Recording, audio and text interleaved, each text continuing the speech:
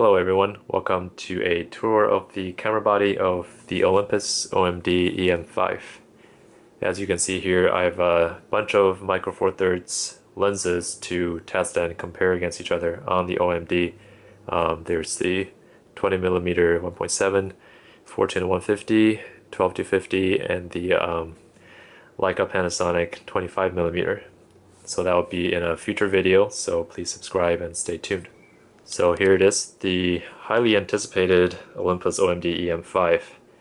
So here I have actually a legacy lens attached, a Minolta Rocker X 50mm 1.7, but that's not the focus of this video. It's rather on the body of the OMD.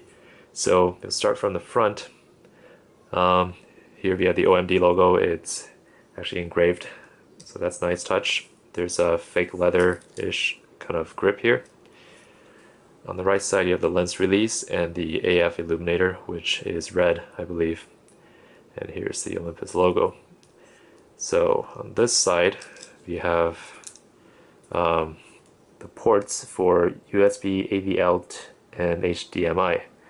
And I believe if you were to open this, you have to remove or tilt the screen first and then go like this. So this is rubber, and it kind of it's a little flimsy.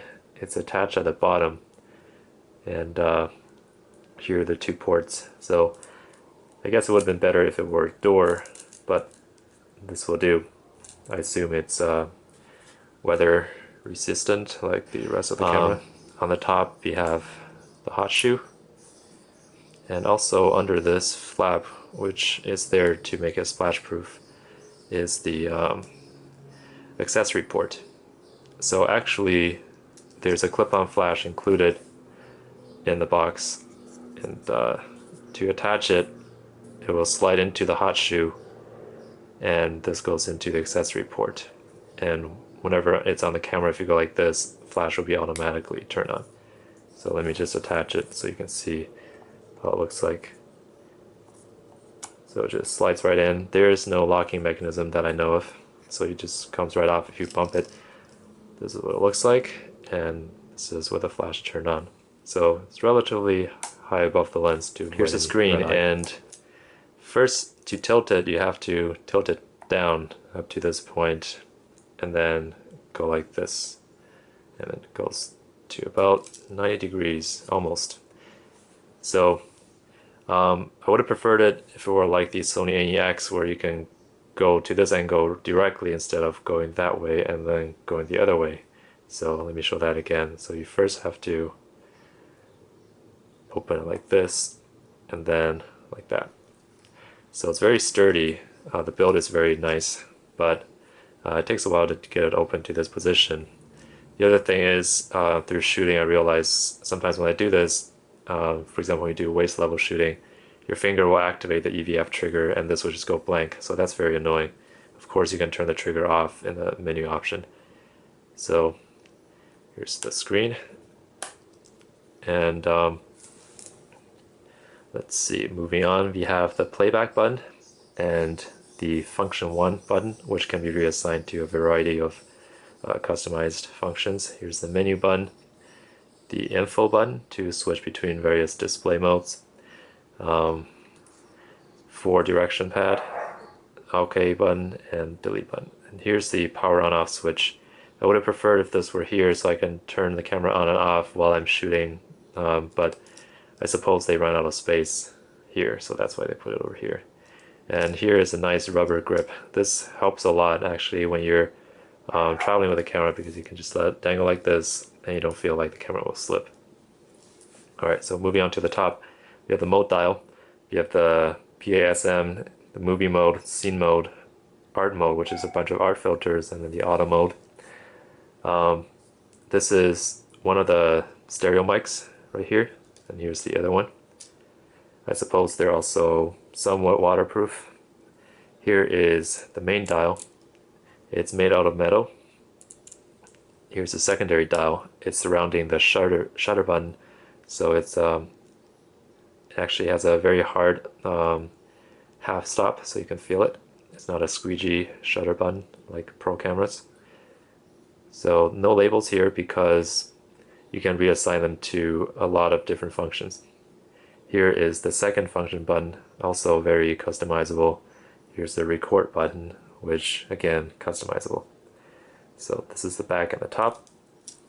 On the right is the SD card compartment. This is very welcoming to people who do video shooting or have to change the SD card rather frequently. So this, you don't have to open the battery compartment. You can open it and then just pop it out.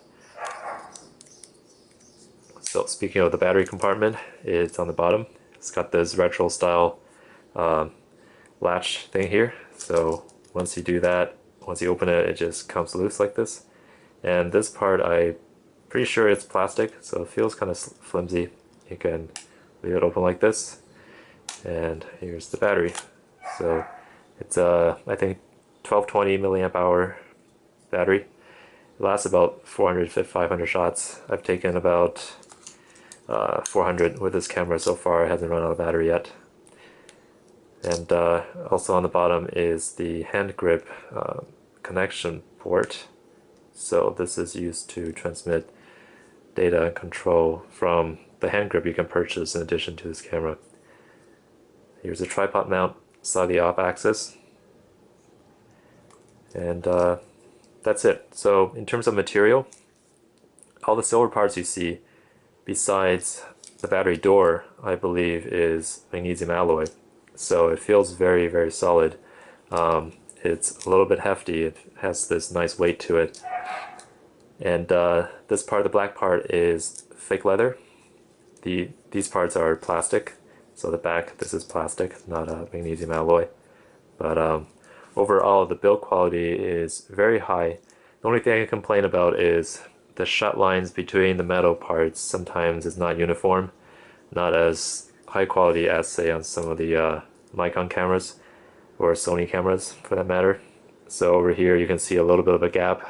I'm not sure you can see it in the video, but this is almost nitpicking, but overall the build quality is very good. Very satisfied with it. So the weight distribution is very good. So that's the tour of the Olympus EM-5 OMD or OMD EM-5 camera body. So I'll be doing more detailed hands-on review of the OMD EM-5 in the coming days, so please subscribe. And thank you for watching. I'll see you next time.